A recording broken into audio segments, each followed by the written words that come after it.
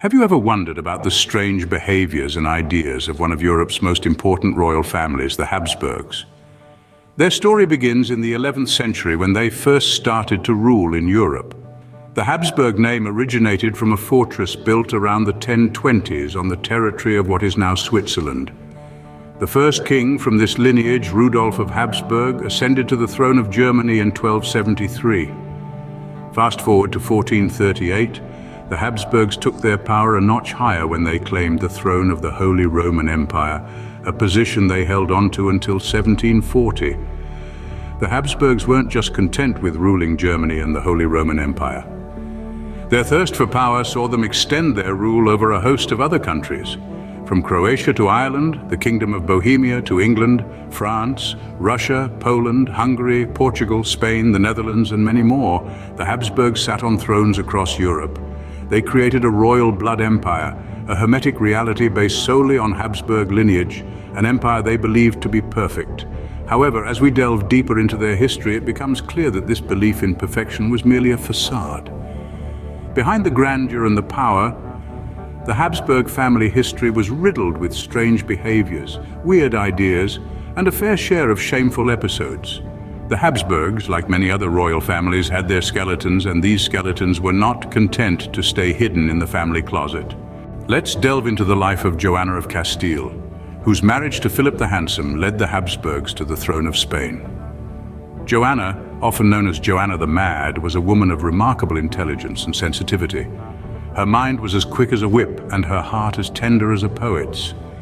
However, beneath this radiant personality lay a darker side, a shadow that clouded her life and cast a long-lasting impact on her descendants. Joanna was known to suffer from severe melancholia, a condition we now understand as depression.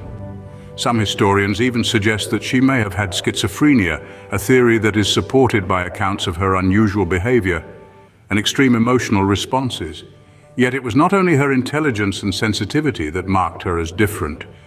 Joanna had a reputation for being malicious, a trait that often landed her in trouble. It was as if a storm was always brewing inside her, ready to break free at any moment.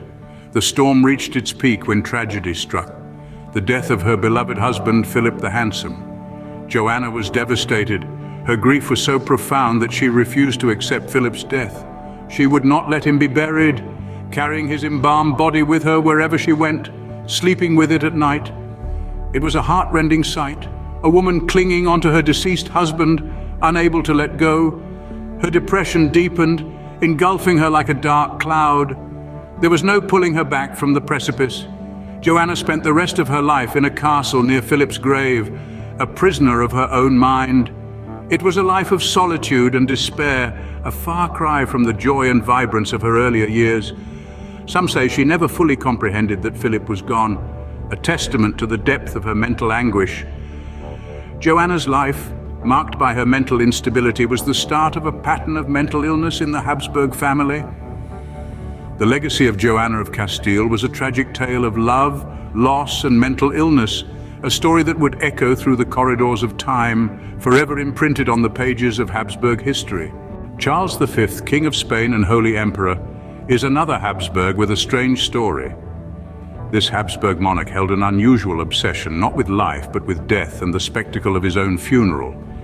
Charles V, born in the dawn of the 16th century, was not just any ordinary monarch.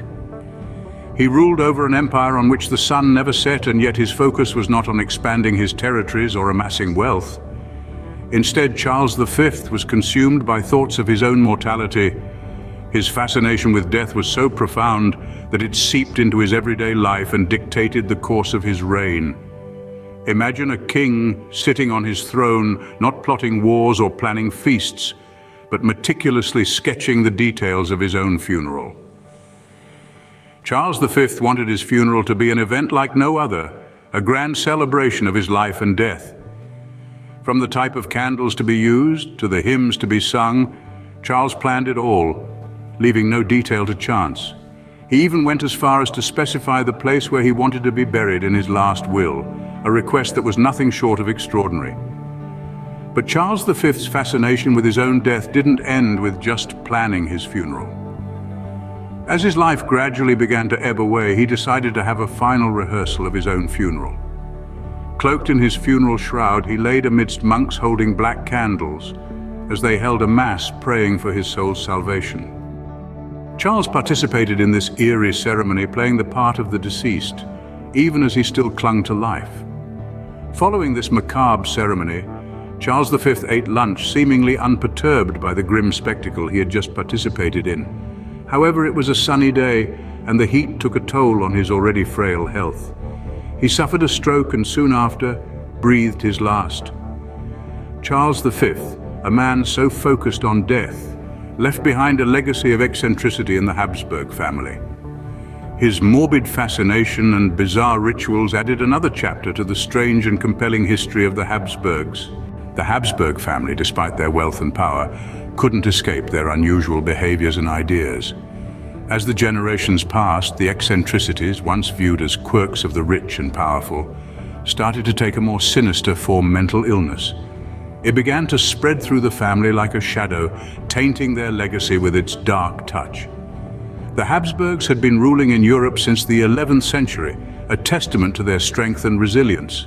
However, as the family intermarried, the genetic pool began to shrink, leading to a higher chance of inherited mental disorders. The family's obsession with maintaining their pure bloodline was, ironically, their downfall. One can't help but wonder if it was this relentless pursuit of power and purity that led to the weakening of the Habsburg dynasty. Did the family's insistence on intermarriage, in a bid to keep their bloodline pure, exacerbate the mental health issues they were already predisposed to? It's a question that's been debated by historians for years. The mental illnesses that plagued the Habsburgs weren't just a source of personal suffering, they also had political implications. The erratic behavior of rulers like Joanna of Castile and Charles V undermined their authority, making it harder for them to maintain control over their vast territories. It's no coincidence that the Habsburgs' decline coincided with a period of escalating mental health issues within the family.